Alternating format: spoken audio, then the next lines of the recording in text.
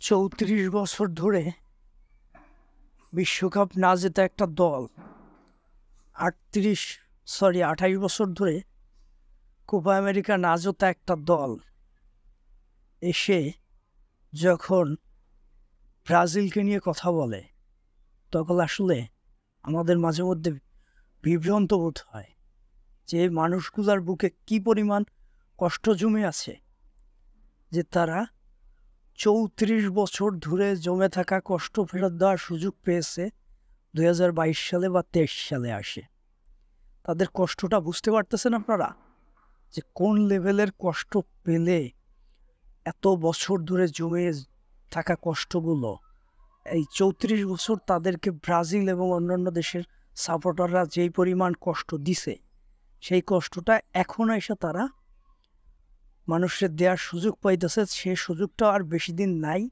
২০২২ সালে already world cup শেষ হয়ে গেছে, এখন ২৪ সালের মাঝামাঝি চলতেছে। ২৬ সাল আসলে আবার আরেকটা বিশ্বকাপ চলে আসবে, তখন এসে তারা আর কাউরে কথা বলতে পারবে না।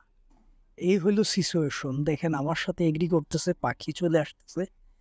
আসলে বিষয় হয়েছে, ব্রাজিল এই মুহূর্তে একটু খারাপ ছন্দে আছে।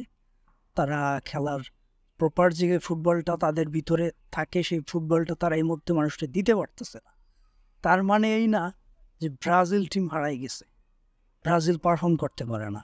বিগত ৩-৪ বছর পিছনে তাকায় দেখেন তারা র্যাঙ্কিংয়ে কতদিন ১ নম্বরে ছিল। তাদের এখন পর্যন্ত প্রতিভায় কিন্তু তারা কোনো দেশের চেয়ে খারাপ না। এবছর সময় খারাপ গেছে, গত বছরও সময় খারাপ ছিল, একটু খারাপ যাবেই। কারণ আপনাদের তো ৩৪ বছর খারাপ ছিল, আমাদের তো ৩৪ বছর খারাপ নাই।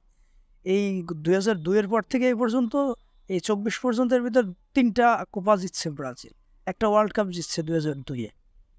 এখানে তো আপনারা কম্পেয়ার করবেন আরও পরে গিয়ে করেন, 5টা ওয়ার্ল্ড কাপ জিতেন, তারপরে ব্রাজিলের সাথে কথা বললাম। তাই মজার ভালো লাগতেছে না, যদিও ব্রাজিল হেরে গেছে একটু খারাপ লাগতেছে। তারপরে আমরা যারা সাপোর্টার, আমরা সবসময় এই দলের সাথে আছি, থাকবো এবং এই দলকেই সাপোর্ট করব। ধন্যবাদ, ভালো থাকবেন।